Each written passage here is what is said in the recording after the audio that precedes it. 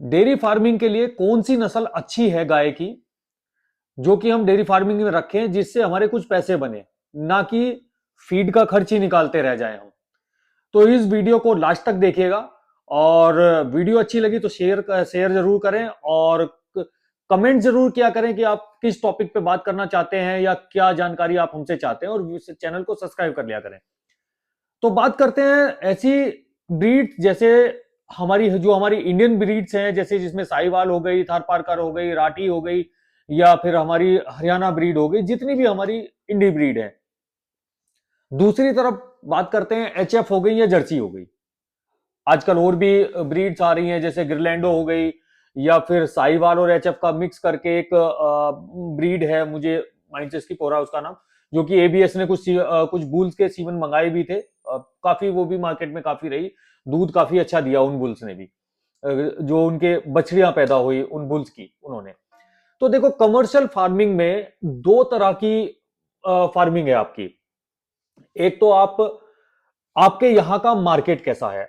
आप अगर metro city के आसपास रह रहे हैं, जहां पे आपके दूध की बहुत ज्यादा डिमांड है, या फिर बहुत अच्छे प्राइस में दूध बिक जाता है, जैसे 100 रुपीज प्लस, 100 रुपए से ज्यादा में अगर आपका दूध बिक रहा है 110 120 में, जो कि छोटे शहरों में नहीं बिक पाता, सच्चाई बिल्कुल ये है।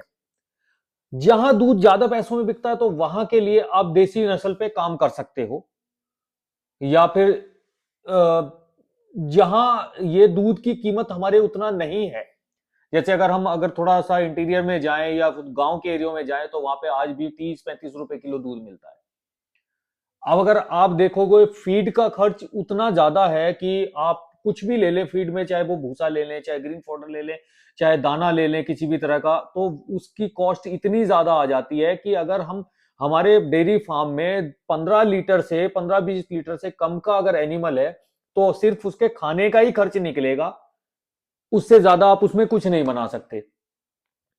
तो आपने पहले देखना है आप कि यहां पे मार्केट कैसा है दूध का, आपको रेट किस तरह के मिलते हैं। अगर आपको अच्छे रेट नहीं मिल रहे, 30-35 रुपए तक के रेट मिलते हैं, तो फिर आपको ऐसी नस्ल पे जाना पड़ेगा जो ज्यादा दूध दे और लंबे टाइम तक दूध दे।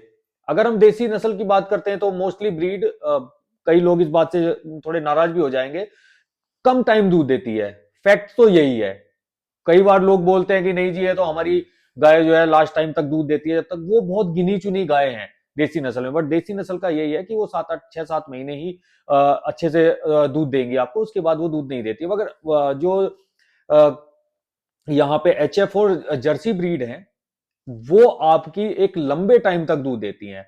अगर आप डेयरी फार्म कर रहे हो, एक किसान जो कि तब उसके फार्म में एनिमल रहता है, तो एनिमल के खाने का खर्च भी होता है, एनिमल के जो है उसकी दवाइयों का, उसके रख रखाव का, उसके हर तरह का खर्च होता है। तो अगर आप कमर्शियल फार्मिंग में जाते हैं और आपके पास कम मिल्क का एनिमल है, तो आप उसमें सक्सेस बिल्कुल भी नहीं है। मोस्टली डेयरी फेल होने का कारण यही रहता है कि वो ऐसे एनिमल सेलेक्ट कर लेते हैं, ऐसी ब्रीड सेलेक्ट कर लेते हैं जो मिल्किंग में बहुत कम है। देखो, आप पैसा बना सकते हो इसमें, पर पैसा बनाने का आपने मिल्क भी सेल करना पड़ेगा, आपने एनिमल भी आपने सेल करना पड़ेगा। तो एनिमल सेल करने का मतलब है आपने अच्छी ब्रीड अपनी तैयार करनी पड़ेगी, और अच्छी ब्रीड तैयार करके तब उसकी बछड़ियां होंगी, तो वो भी एक अच्छे पैसे में आपको जाएंगी। तो आपने सबसे पहले अपना मार्केट देखना है, किस तरह का मार्केट है आपके आसपास, किस तरह के लोग हैं, और किस रेट पे आपका दूध जाता है, किस रेट पे आपका मिल्क सेल होता है, क्योंकि मेन प्रोडक्ट वही है। 99% लोगों का अगर डेयरी फार्मिंग देखें तो मेन प्रोडक्ट मिल्क ही होता है।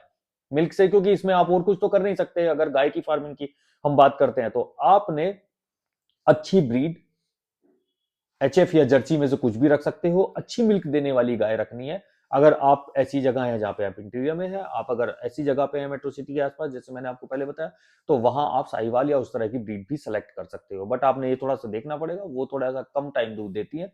तो आपने ऐसे एनिमल पे काम करना है जो ज्यादा दूध दे, लंबे टाइम तक दूध दे, और साथ के साथ आप ब्रीडिंग पे भी काम कर सको। तो आप दोनों तरह से, उसमें बछड़ियां भी आप सेल करेंगे तो वो भी आपकी अच्छी कॉस्ट पे जाएगी, आप गाय भी सेल करेंगे वो भी अच्छी कॉस्ट पे जाएंगे, और आप साथ में मिल्क भी सेल कर रहे हो।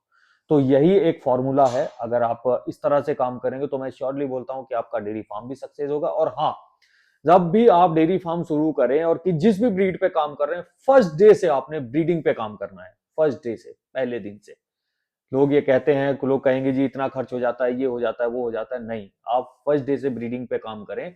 फर्स्ट डे से ब्रीडिंग पे काम करोगे, 2 साल के बाद आप अगर आप पीछे मुड़ के देखोगे तो आपके पास उतने ही गाय और उतनी बछड़ियां आपकी तैयार हुई मिलेंगी, जो कि आपको बाहर से खरीदनी नहीं पड़ेंगी, वो चाहे किसी भी ब्रीड में कर रहे हैं आप काम। तो इस तरह से आप सक्सेस होते हैं और इसी तरह से आप ब्रीड रखें, इसी तरह से सिलेक्शन करें।